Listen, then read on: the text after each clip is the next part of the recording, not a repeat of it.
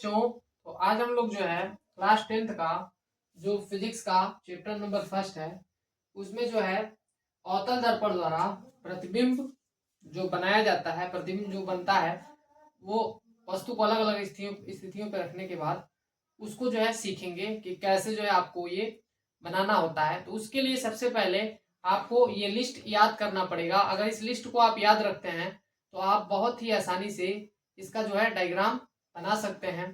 ये आप लोग के बोर्ड में इस लिस्ट से रिलेटेड भी क्वेश्चन पूछे जा सकते हैं। जैसे मान लीजिए आपसे पूछ दिया जाएगा कि जब वस्तु को अवतल दर्पण के सामने रखा जा रहा है और कहाँ रखा जा रहा है, अनंत पर रखा जा रहा है, तो उसका प्रतिबिंब कहाँ बनेगा।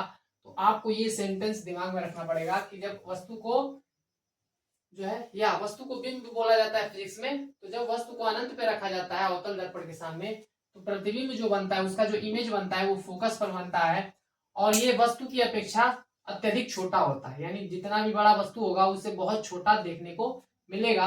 और प्रतिबिंब की जो प्रकृति होगी वो क्या होगी, वास्तविक तथा उल्टा होगी। इसका क्या अर्थ है, इसका अर्थ है कि ये इसका जो इमेज बन रहा है जो वस्तु का वो दर्पण के बाहर बनता है, वास्तविक प्रतिबिंब को पर्दे पर देखा जा सकता है और उल्टा बनता है। वस्तु जैसा भी होगा तो उसका उल्टा जो है आपका इमेज बनेगा। तो यहाँ पे उसका मैंने फिगर बनाया इस वाले का। देखिए कुछ इस तरीके से आपको बनाना होगा। तो इसके लिए ये प्रतिबिंब बनाने के लिए आपको कुछ नियम बताए जाते हैं। अवतल दर्पण से रिलेटेड आपको एक नियम बताया जाएगा कि अवतल दर्पण पर कौन सी प्रकाश पड़ेगी तो उसका परावर्तन के पश्चात वो किस दिशा में जाएगी। अगर वो आपको पता रहेगा तो आप जो है ये इमेज आप खुद भी बना सकते हैं। तो वो पहला जो नियम है वो कुछ इस तरीके से होता है कि अगर अवतल दर्पण पर कोई भी प्रकाश की किरण समांतर आकर आपतित होती है तो परावर्तन के पश्चात वो दर्पण के मुख्य फोकस से होकर गुजरती है। तो इसमें जो इमेज जब वस्तु को आप कहाँ रखेंगे, जब अनंत पे रखते हैं तो अनंत पे रखने की स्थिति में आपका जो प्रकाश की जो किरणें होती हैं, जो आपतित किरणें, वो जो है अनंत से आने वाली जो प्रकाश किरणें होती हैं वो समांतर ही होती हैं। तो समांतर प्रकाश किरणें जो है आएंगी और कम से कम जो है इसमें दो प्रकाश किरणों को लेना होता है, क्योंकि जहां पर ये दो प्रकाश किरणें कट करती हैं परावर्तन के पश्चात उसी बिंदु पर आपका प्रतिबिंब बन रहा होता है। इसीलिए दो, हर एक जो है आपको फिगर में, हर एक डायग्राम में आपको क्या दिखेगा, हर एक फिगर में जो है आपको दो दो प्रकाश की किरणें दिखेंगी और परावर्तन के पश्चात वो एक दूसरे को काट रही होंगी, तो वहीं पे इमेज बनेगा। तो अनंत से जो है प्रकाश किरण आई एक और वो जो है आई और कहां से टकरा के चली गई, फोकस से। दूसरी प्रकाश किरण भी कहां से, अनंत से, और टकरा के चली गई फोकस से। तो ये फोकस बिंदु पर आपका जो है ये परावर्तित किरणें मिल रही है। कौन सी किरण को देखना है, परावर्तित किरण को, आपतित किरण को नहीं। तो ये परावर्तित किरण है जो टकराने के बाद जो है आपका जो है जहां पे कट करेगा वो पॉइंट जो है इसके इमेज को बताएगा। अब इसमें एक बात और ध्यान रखनी है कि जो भी आपका इमेज बनेगा उसकी हाइट को कैसे निकाला जाएगा। तो जहां पे ये पॉइंट कट करेगा वो इस मुख्य अक्ष से जितना नीचे या ऊपर होगा वो उसकी लंबाई को बताएगा। क्या बताएगा, उसकी लंबाई को बताएगा।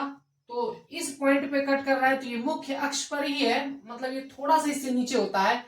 इस वजह से जो है यहाँ पे लिखा हुआ होता है, लिखा हुआ है कि फोकस पर बनता है, अत्यधिक छोटा बनता है, वास्तविक तथा उल्टा बनता है। उल्टा बनने के लिए उसको मुख्य अक्ष के नीचे होना पड़ेगा और थोड़ा सा जो है नीचे, थोड़ा सा नीचे होगा। तो आप क्या करेंगे, जो है मुख्य अक्ष पर जब लंब डालेंगे और उस पॉइंट तक जो है उसको मिलाएंगे तो आपका जो है इमेज का लंबाई मिल जाएगा।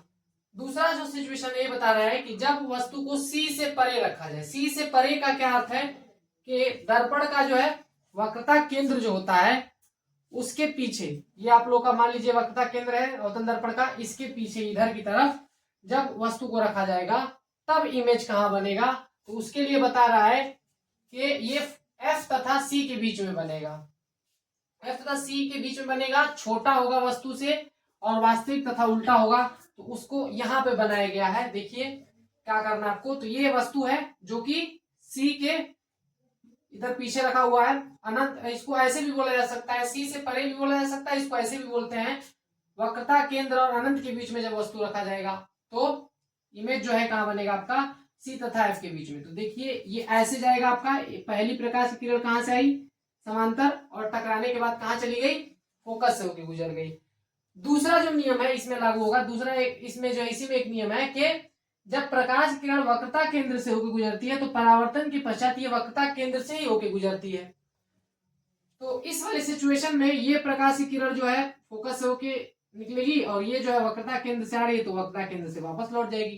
तो ये दोनों परावर्तित किरणें किस पॉइंट पे मिल रही हैं? देखिए ये परावर्तित किरण यहाँ आ रही है और ये ऐसे आ रही है, तो इस पॉइंट पर ये कट कर रहे हैं। तो अब क्या करेंगे, मुख्य अक्ष से इस पर लंब डालेंगे, ठीक है, जो कि इससे 90 डिग्री बना है। और जब लंब डालेंगे तो ये आपको यहाँ पे आपका प्रतिबिंब दिखेगा और प्रतिबिंब की लंबाई होगी जो मुख्य फोकस जो आपका ये है मुख्य अक्ष और जो ये पॉइंट है, इन दोनों पर जो मिलाए हैं ये लंबाई ही प्रतिबिंब की लंबाई होगी, जो इसकी अपेक्षा क्या होगी, छोटी होगी। तो यहाँ पे लिखा भी होगा आपका कि सी से परे एफ तथा सी के बीच में बनेगा प्रतिबिंब, छोटा होगा वास्तविक तथा उल्टा होगा। उल्टा होने का अर्थ है कि अगर आपका इमेज ऊपर बन रहा है, वस्तु ऊपर है, तो इमेज इसका कहाँ होगा, नीचे बनेगा। उसके बाद तीसरा पॉइंट देखिए, तीसरे पॉइंट में बता रहा है जब वस्तु को सी पर रखा जाए, वक्रता केंद्र पर रखा जाए, तो इसका जो इमेज बनता है वो सी पर ही बनता है, समान साइज का होता है, वास्तविक तथा उल्टा होता है। तो ये ऐसे बनाएंगे आप, क्या करेंगे, वस्तु से जो है पहले समांतर किरण निकालेंगे और ये फोकस से होकर गुजरेगा। दूसरी किरण को कहां से आप निकालेंगे, ये फोकस से होकर गुजारेंगे। ये तीसरा नियम है। तीसरा नियम में क्या होता है कि जब भी कोई प्रकाश की किरण फोकस बिंदु से होकर आपतित होती है तो वो जब इसका परावर्तन होता है तो ये मुख्य अक्ष के समांतर हो जाती है। तो जब ऐसा करेंगे आप तो आप पाएंगे कि ये दोनों की दोनों प्रकाश किरणें परावर्तित प्रकाश किरणें इस पॉइंट पर कट करेंगी